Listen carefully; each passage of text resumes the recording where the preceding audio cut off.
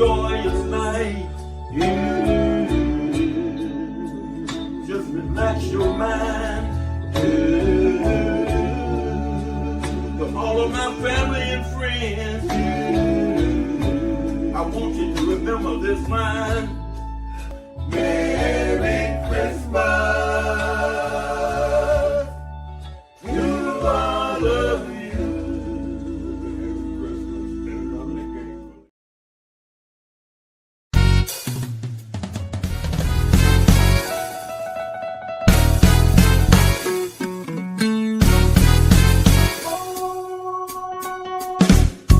Welcome to the Marketing Pulpit Show, and I am Robert Gatewood, your host.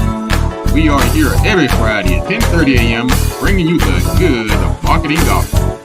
We're not saving souls, we're saving businesses, saving jobs, saving our community. Now, if I happen to save a soul along the way, don't hold that against me. We'll just call that icing on the cake. Now, the mission at Marketing Pulpit Show is to build strong businesses in our community so that we can put our people to work. And we do that with business development, job creation, and service. So if you ever find yourself in a business crossroads and not sure which way to turn, just turn on the Marketing Pulpit Show because we're on a mission. The show is broadcast live from the illustrious Radio 1 studio. Welcome to the Marketing Pulpit Show. And I'm Robert Gatewood, your host. And I'm here every Friday at 10:30 a.m. bringing you the good marketing gospel. I'm not here to save your soul. I'm here to save your business, save your job, and I'm trying to save our community in the process. I'd like to welcome you to the show. I'm Robert Gatewood. I am a business developer by trade. I have a company called Gatewood Marketing and Web.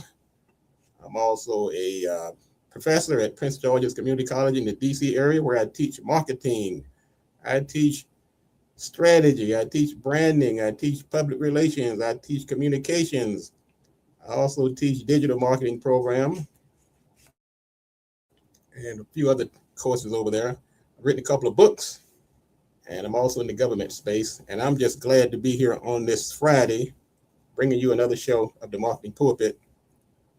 This will probably be our last show before the Christmas holiday, but there are other holidays during this period. We have Kwanzaa and Hanukkah and a few other holidays. So we want to tell everybody to be safe and joyous this time of year, but we want to go into this season with to be grounded, compassionate, and reflective, because let's not go into this season being showy, because it's been a tough year for some people. I'm just going to tell you, and everybody's year is not going to end well. So let's kind of be mindful of other people.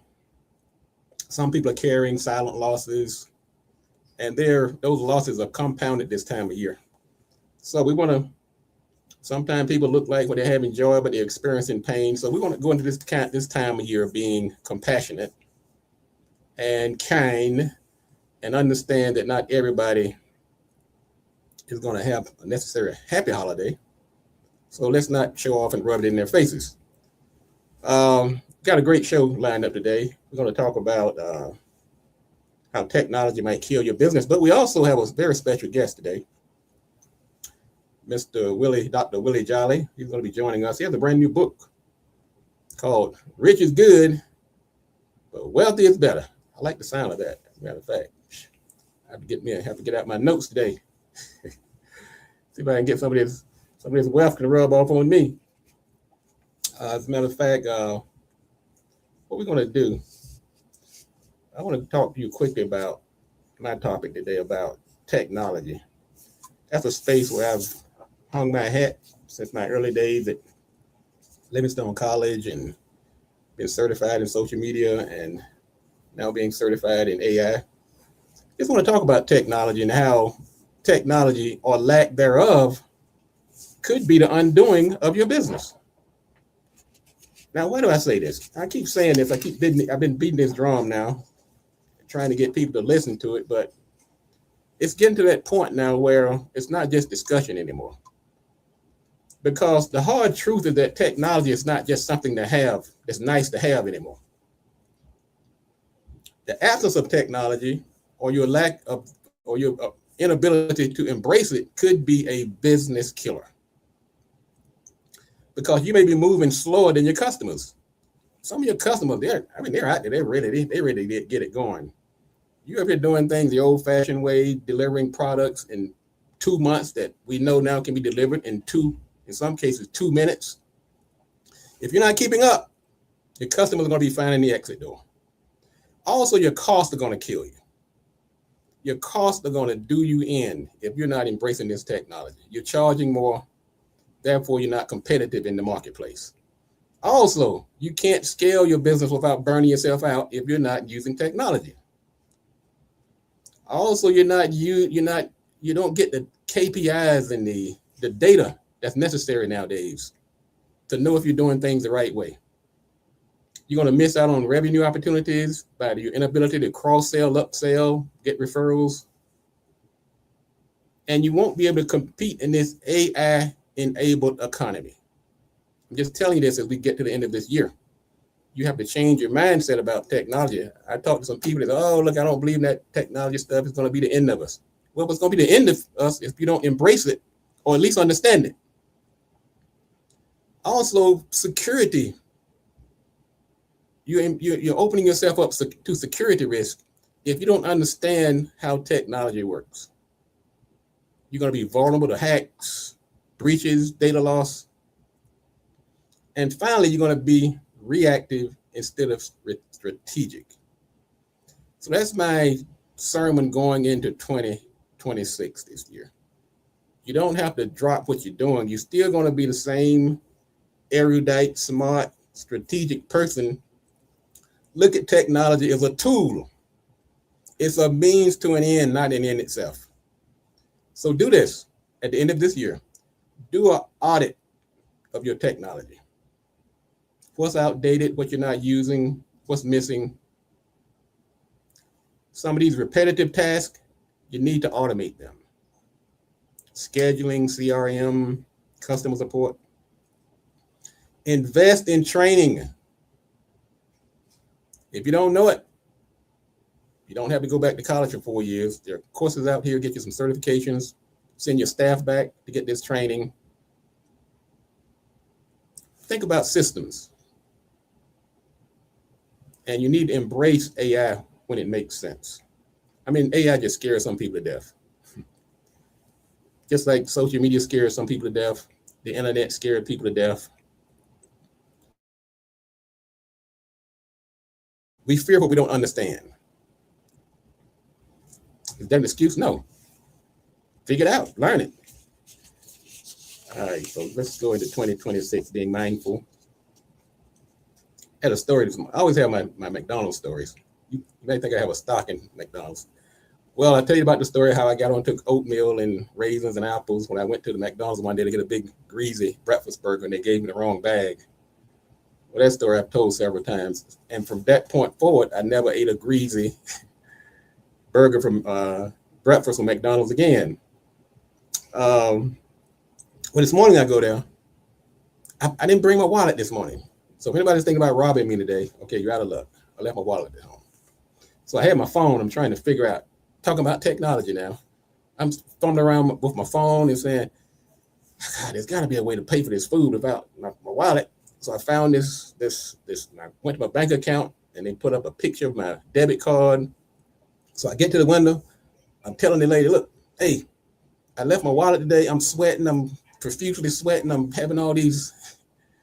And the lady said, she just waved me on through. She said, never mind, go ahead.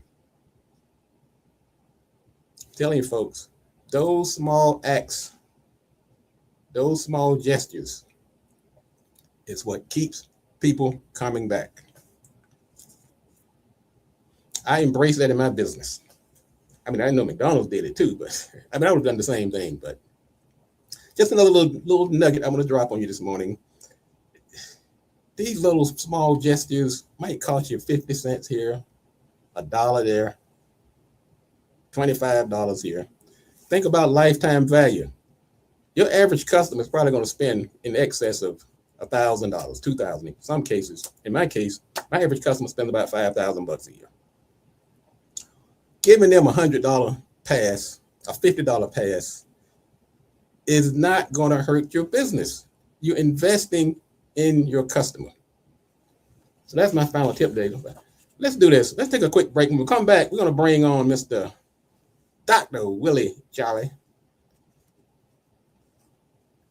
And I'm really looking forward to this. So don't go anywhere. This is the Marketing Pulpit. I'm Robert Gatewood, your host. I'm here every Friday at 10:30 a.m. bringing you the good marketing gospel. So don't you go anywhere.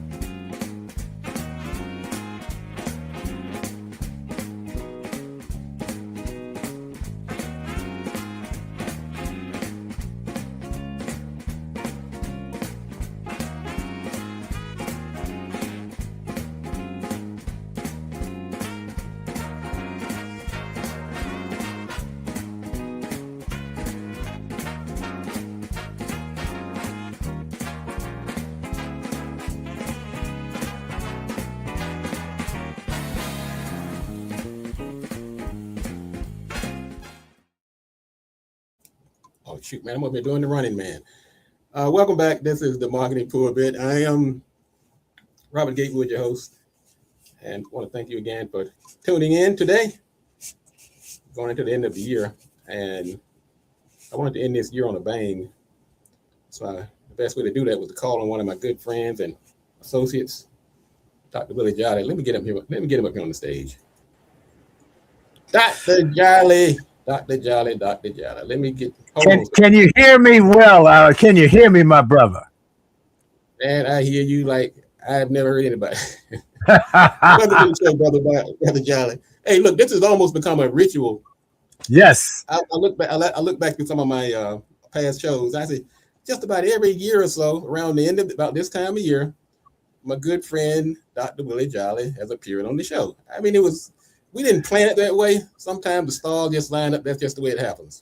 That's the way it happens. And I'm honored to be able. Let me start by greeting everybody and saying how much I enjoy the social media clips of the Gatewood brothers performing. I just really, I dig what y'all are doing, man. I just really enjoy it. Thank you, Willie. Well, you know, I know the 98.6. I remember when you guys got back together. It was an inspiration for us, really. Wow. You guys got back up about 40 years. You and Brad and brother and the other guy, Steve, and yes, the whole crew, because we connected on social media afterwards. Right. It's amazing. It's just one more example of how people sometimes they inspire silently. They're not even aware of the impact they're having just by their actions. So I want to say once again, hats off to you and your group 98.6 for sparking us to get back out there and do it. Well, y'all are doing great, and thank you for that. Well, greetings to everybody. Everybody knows I start the same way. I have only just a minute, only 60 seconds in it, forced upon me, can't refuse it. I didn't seek it, I didn't choose it, but it's up to me to use it. So I will take the most and make the most of this minute, this moment, this opportunity, as I'm sharing with my friend Robert Gatewood about helping people to get financially free and to create more wealth in 2026. And we've got a new tool that's going to change people's lives. Well, Willie, this is not the first time you've come up with a tool.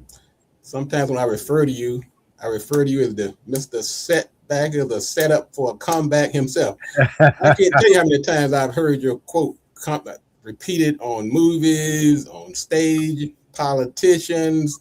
It has become a universal phrase. And so that you're coming out with this new tool is nothing new. It's just a continuation of your purpose of enabling people.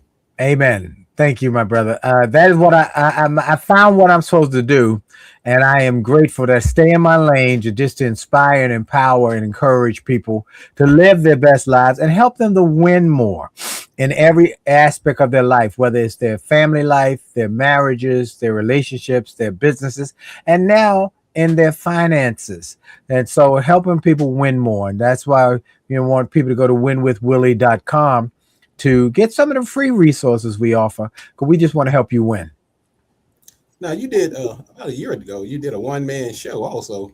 Yes. And that was a successful event. I came out to that, and once again, I'm telling you, you gotta follow this guy.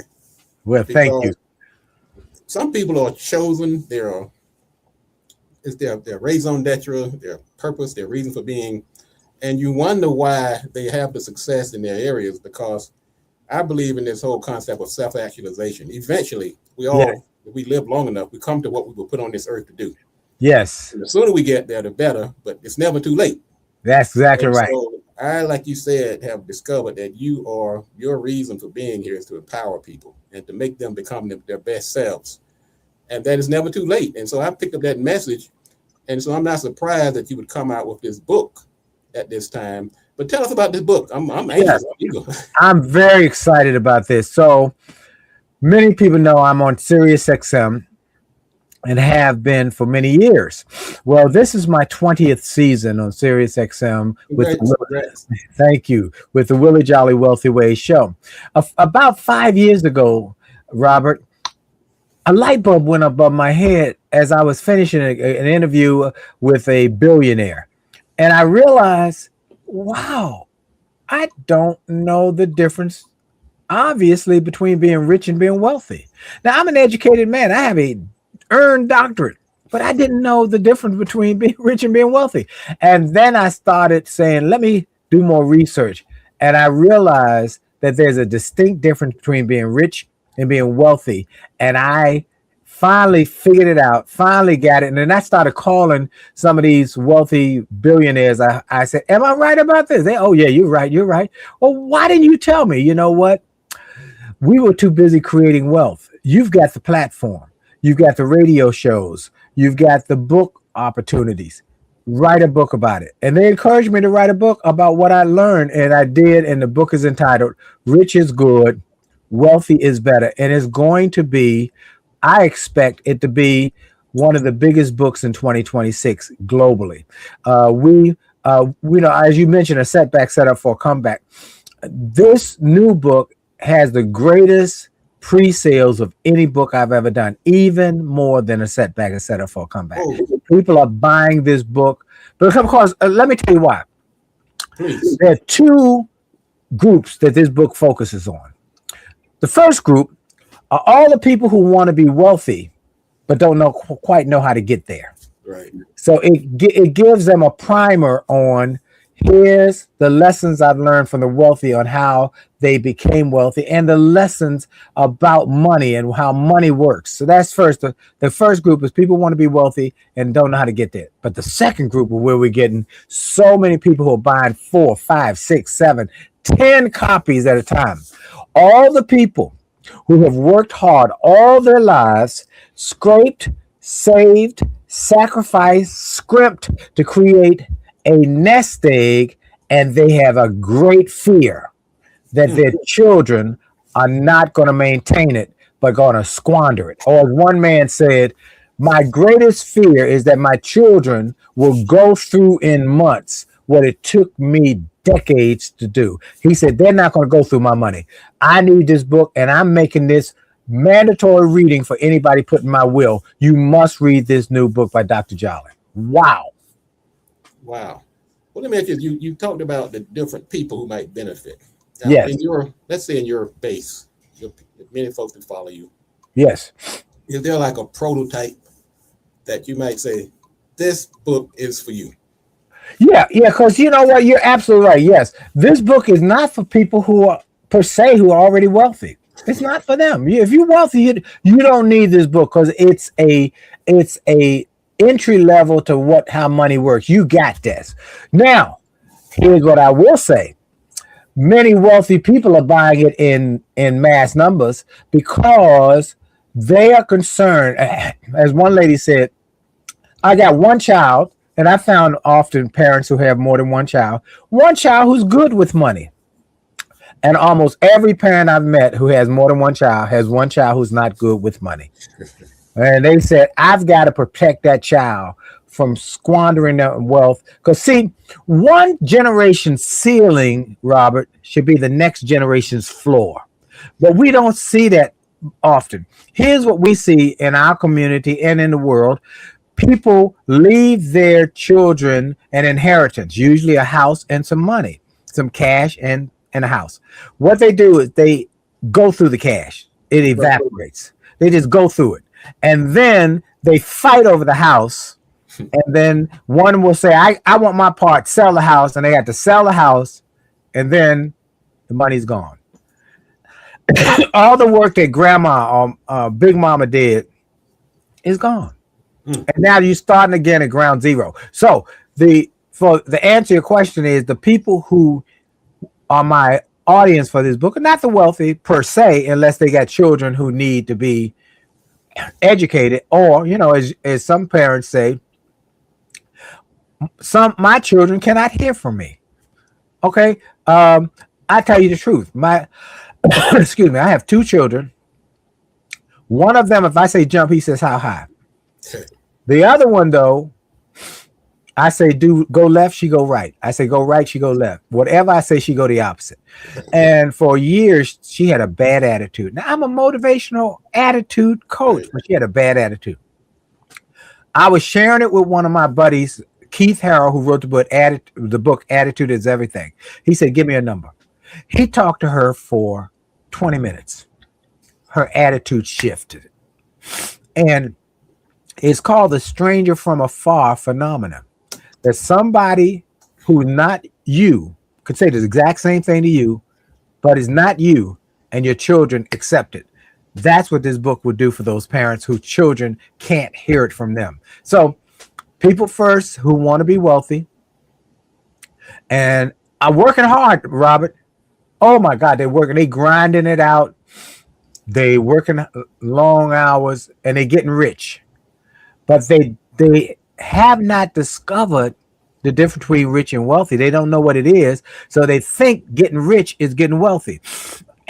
I was in Cleveland last weekend speaking. Okay. And I was at a restaurant.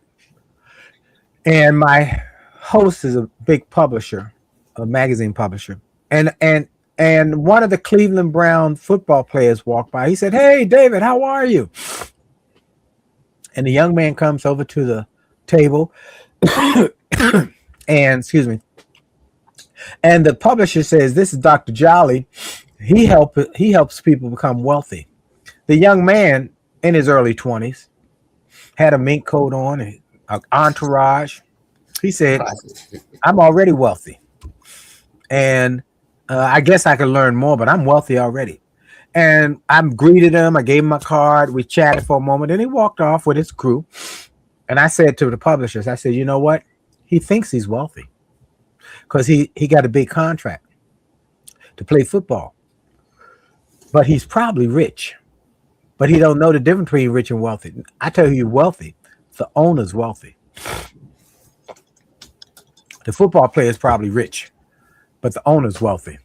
And if he doesn't focus or learn the difference between rich and wealthy, he'll be like 70% of professional athletes 5 years after they retire. Broke.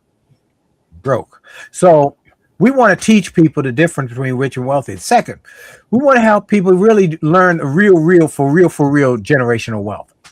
Because what we do is we see people open a barbershop, a beauty shop, a restaurant, and they say, "I'm making money now and I'm working on my generational wealth." Not really. What you're working on is getting wealthy. Getting rich. But unless that money can stretch to 5 generations, then it's not really generational wealth. Most of it never gets to the 3rd generation. So and teaching people how to do that, that's a big deal. Teaching people how to create real generational wealth, like the guy I interviewed on my XM show, who's the president of the Dale Carnegie Institute, who I interviewed, and I said, tell me your business model. He told me the business model. I said, whoa, that's a lot of money. That many franchises by that much money. where can I buy some stock? He said, you can. I said, why can't I buy the stock? He said, because it's a private company. I said, who owns the company? He said, the children, the family. I said, wow. How long have they owned it? 110 years. Wow. 110 years. Dale Carnegie set this up. And for 110 years, that's 5 generations. Average time for a generation is 25 years. 25 years old, you expect to get married, have children, or whatever. So that almost 5 generations, they've had an income source that could pay their bills, that could buy a house and send their kids to college. Wow. That's what we want to teach people how to do. And Rich and good, wealthy is better. It's a great, amazing. I know this is a setup question, but I'm pretty sure that the book walks them through how to do that. Yeah. The book gives this is a step by step. It's the way. And let me tell you, first of all, I tell people this book didn't come from me; it came through me. I give God the glory for this book because the people He has opened up the door for me to meet, the people He's opened up the door for me to learn from, and then my job was just to share it. Okay, just to share it. So it tells point by point, step by step, how to go from being just a money income earner to becoming wealthy. Now here's one of the big things, Robert. Everybody's not going to become rich. That's right. Just not. The Bible says that the poor will be with you always. Everybody's not going to become rich, but anybody can become wealthy if they know the secret. Anybody. There's a story in the book about Mary Ellen Pleasant.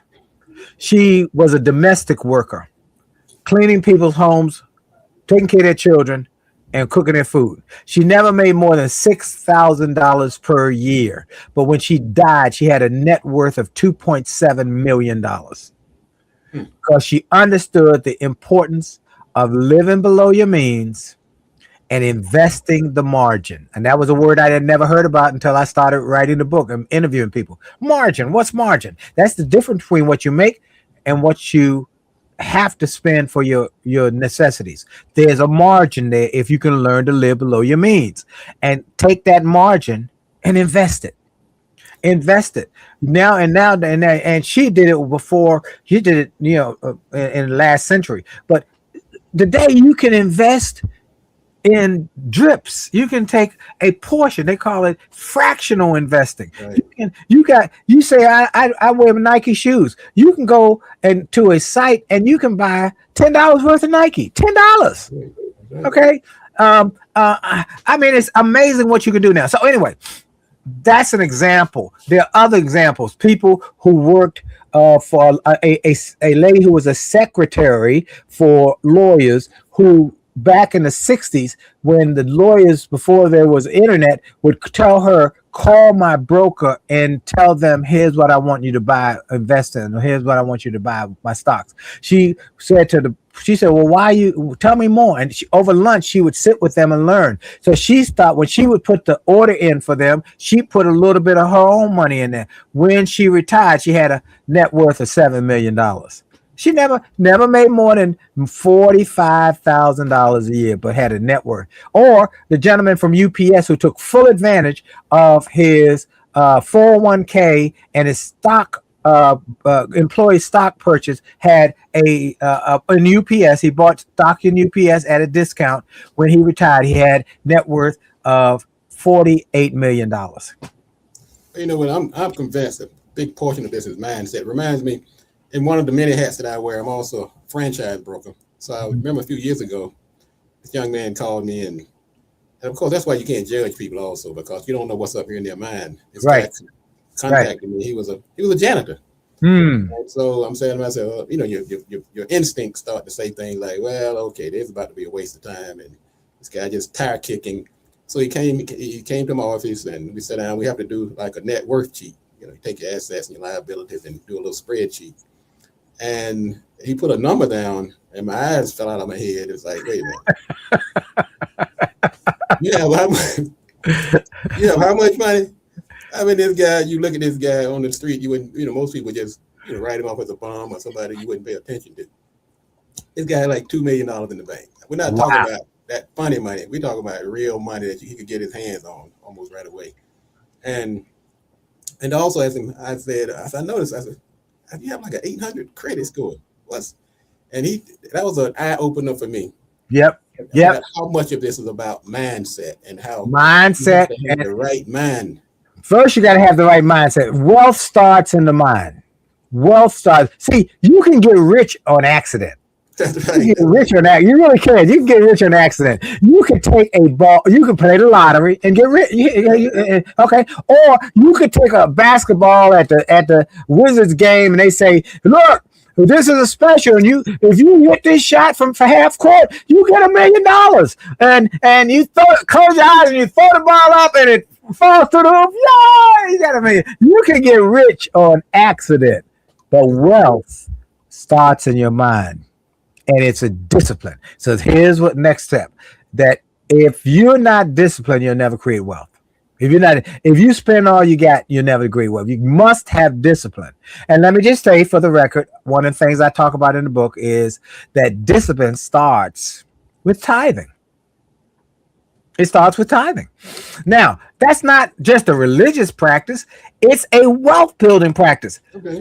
Rockefeller said he learned to give a tenth when he had a salary of $1.50 a week.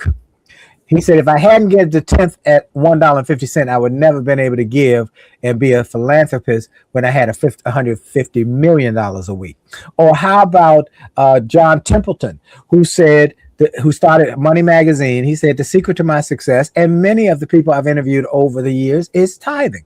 And then LL Cool J, he said, the secret to my success as an actor is I learned about the power of tithing. Now, what did that mean? Well, that means that you take a seed, you plant a seed. It's a mindset. It's a discipline. So that's first discipline. Second discipline, live below your means. You got to live below your means. You got to live and save money. You got to have some savings, but then you got to take some of that savings and invest it. And I give a formula in the book. This formula is my formula for how I've taught my children and how I live my life. I tithe a dime, I save a dime, I invest a dime of every dollar, and I learned to live on 70% of my income or less. And actually now I live on like less than 40%. The rest of it, I just invested. And so I'm saying to people, these lessons that nobody knew. Look, Robert, here was a challenge. And I don't know if it was for your family, but it was my family. My mama, my daddy, and my grandmother. I never met my grandfather because he died from prostate cancer before I was born. But my mama, my daddy, and my grandmother was an entrepreneur, had a beauty shop. My dad was an entrepreneur and a journalist, and my mom was a school teacher. Here's what they told me: go to school, get you a good education, get you a good job, and save your money. Now, my dad said, you don't have to get a job. You can be an entrepreneur. He encouraged me, but go to school, get a good education, get a job, and save your money. Right. No one ever said the word investment. Why? Because they came through the Depression. My mama was a teenager in the Great Depression. And so her father had lost all his life savings in the Depression. Or so he thought. If he had not sold when the market went down in 1929 and just held it, he would have become a millionaire in time. Okay, but most people didn't know that. Some jumped off of bridges, some blew out their brains, and the rest of them just sold their stocks when it became worthless, not knowing, just hold on. Anyway, I never heard about investing. And most people in our community that I've talked to said the same. Their parents never talked to them about investing. They said, go to school, get a good education, get you a job, and save your money. And so once I got a few dollars, I took a course in investing. I didn't know nothing about it. Just basic investing. And it changed my life. And so that's why I want to say this book is a manual on how you change your life. So I'm encouraging everybody to go to richisgood, wealthyisbetter.com. Rich is not on Amazon yet. It'll be there and somewhere in the new year. We're working through with Amazon now, but go to richisgood.wealthyisbetter.com. You get 2 books or more, and it's free shipping. So you can't beat this. This is a great change of life process, and it will change your life. It'll change your family. It'll change your future and change your legacy. Amen. Well, I once again I thank you. What's the old saying? If you want to be rich, do what the rich people do. If you want to be wealthy, do what the wealthy people do. Yes. And so you're setting a good example. I mean, so many stories that you've talked about today I can relate to, and definitely the one about how your parents, bless their hearts, Yeah. they did the best they could with what they knew. That's right. That's I right. don't fault them at all. And Yep. but one thing I give these our parents and our forefathers and foremothers is they didn't realize it, but they were planting something in us that maybe was greater than that knowledge of investment. They Yes. planted us the understanding Yep. faith and ethics and Work how to ethic treat and faith. people. Yeah. Faith and work ethic. That's what they planted in me. And so they left it to us to go out and figure out the rest. So That's I'll right. give them credit for that. And so Yes. it took me a little longer. I'm sure if I'd come out the womb with it, I probably would have moved along a little faster. Yeah. But one thing I've noticed, and that's where I go back to the mindset. I noticed that a lot of people that they do come out, they get the silver spoon in their mouth, and they burn out. They Mm. burn out, they either end up in jail or in some type of something befalls them. So I'm of this mindset that things happen when they're supposed to happen, because Mm. especially when you get along in the years, there's nothing we can do to go back and change the past. Right. So what we have to do is take what we have and build upon it. Yeah. Take the good thing that was passed on to us, like I say. And that's what I'm glad. Then we look at to people like you to help us fill in the gaps. And that's Wow. why we bring Wow. you on this show. So before we leave, I want to give one more thing. This is the 5 money mindsets because it's powerful. Okay. 5 money mindsets. And we in this land that we live in, we see 5 money mindsets. You have to decide, folks, where you sit in one of these mindsets. Number one, bottom line, or not one number one, but the lowest level mindset is the 1 day mindset. We see a person with a cardboard box on a corner every day. You see them every day. Give me enough money to make it through the day. And they do it every day, every day. That's how they live their life. Next level up is a 30-day mindset. People who live month to month, whether they're on fixed income, whether they're on welfare, whatever, they live month to month. And if at the end of that month, they usually get more month than they have money, and then they're struggling. Then you got the 1 year mindset where people create a lifestyle where they say, did I make more money this year than last year? Did I get a cost of living raise this year that I didn't get last year? They live year to year. The 4th one is what I call the decade to decade mindset. Sometimes that's called the rich mindset, where you see people who think decade to decade, athletes, entertainers. A baseball player would get a $10 million baseball contract to play 10 years in the major leagues, and he's balling for 10 years. He got 5 Mercedes, 4 Rolls Royces, three mansions, or 2 jets. I mean, he balling, table service. But if he does not modify his income after those 10 years or when his contract is over, and his lifestyle, he's going to be broke, which is why we see 70% of professional athletes broke after 5 years. And then finally, you got the generation to generation to generation mindset. That's the wealthy mindset. The Bible says a good man leaves an inheritance for his children's great grandchildren. That's what we want to help people. So my goal in the book, Rich is Good, Wealthy is Better, is to get each level to go up 1 level. That's all I want to get. If I can get him one, the guy with the 1 year, if he can go up to the 30 day, the 30 day can go up to the 1 year, the 1 year can go up to the 10 year, the 10 year can go up to the generational. Then I've done my job. And that's why I want to teach you how to do it. Go get copies of this book, folks. I believe it's going to be one of the biggest books in America, maybe in the world in 2026 and on. One gentleman read it and said, I think this is the sequel to Think and Grow Rich. This is the sequel. He said, Think and Grow Rich taught me how to get rich. This is going to teach me how to get wealthy. I'm going to put something out here today. The name of the book is Rich is Good, Wealthy is Better. And it's richisgood and wealthyisbetter.com.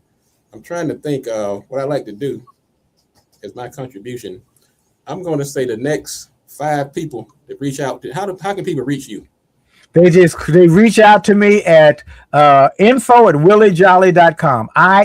info at WILLIEJOLLEY.com. info@williejolly.com. So this is what I'm going to do. The first 3 people to reach out to this brother, get that information, and just mention Robert Gatewood. Marketing Pulpit Show. Yep. 3 of his. I'm putting out 3 books. They're on the house.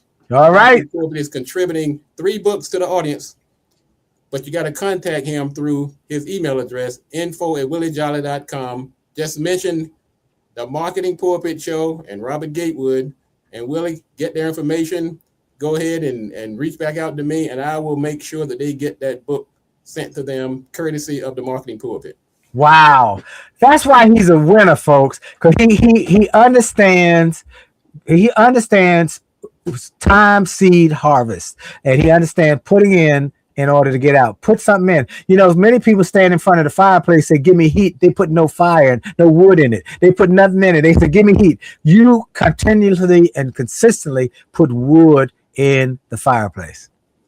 Well, I tell you, I have a brother down in North Carolina, Leon, and he has a nonprofit, and we have these conversations, and we laugh among each other because we said, we know some guys are somewhere laughing about women, they're laughing about sports, they're laughing about this, that, and the other, the latest club to go to.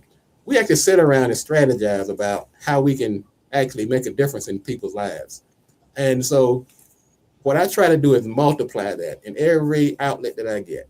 I'm not sitting over here bawling with big fancy cars out front. And I have a business, I have a purpose, and I try to spread it around. The little bit that I do get, I try to spread it around, and it has compounded itself. And I consider myself wealthy by any means, whether it's money, whether it's associations, whether it's my business, whether it's the people that I associate with. I have a wealth mindset, and it has served me well. So I feel like I'm aligned with you and your book today. Oh, you align more than you look. You align more than you can imagine. Because one more thing in the book, I talk about the 5 types of wealth, of which you have multiple. There's financial wealth, then there's health wealth, then there's relationship wealth, there's reputational wealth, and then there's intellectual capital wealth. You have many of those wealth in your repertoire. So yes, you're absolutely right, Robert Gatewood. Well, thank you, sir. Well, Willie, once again, Dr. Willie Jolley, thank you again. Let's keep this tradition going. I hope yes, sir. The next year to see you, but we hopefully see each other and do this again. I'm expecting that the book will be on the New York Times bestsellers list. When it does, I'm gonna come back and say thank you, Robert, and we'll talk more about helping your audience and your listeners and your viewers to grow their wealth. And folks, whatever one of those 5 money mindsets you find yourself in, let's help you get to a next level. And that's what we want to do. Rich is good, wealthy is better.com. Thank you, sir. We'll see you soon, okay? I thank you, Robert. God bless you. Have a Merry Christmas. Happy holiday. Thank you. Merry Christmas to you and your family. All right, folks, that was Dr. Willie Jolley. Rich is good, wealthy is better. You heard the offer. So get on over there and info@williejolly.com. The first 3, they're going to get a copy of his book, complimentary of the Marketing Pulpit Show. Thank you again. And once again, we're going to say happy holidays to everybody. We probably won't be back. Well, I know we won't be back next week, and we'll see about the week after that. In the meantime, go out here, be safe, and show somebody some love this Christmas season. Extend grace. Let's not be showy. Let's understand that some people may not have it. Some people are going through a tough time. So anything we can do to make their loads lighter and their seasons brighter, let's do that. I'm going to end once again on a song by the Gatewood Brothers, as we did this seasonal classic, Silent Night. We did this, matter of fact, we did this song about 2 years ago down in North Carolina. We were honoring a woman who was a very pivotal part of the community, had a big heart, and they were doing a gala for her, and the Gatewood Brothers decided to go down and lend their support to this occasion. So on that note, we will see you on the next time here on the Marketing Pulpit Show. I'm Robert Gatewood, your host, and until next time, Have yourself a Merry Christmas, Happy Holidays, and a bright New Year. What a joyous night. Just relax your mind. For all of my family and friends, I want you to remember this line. Merry Christmas.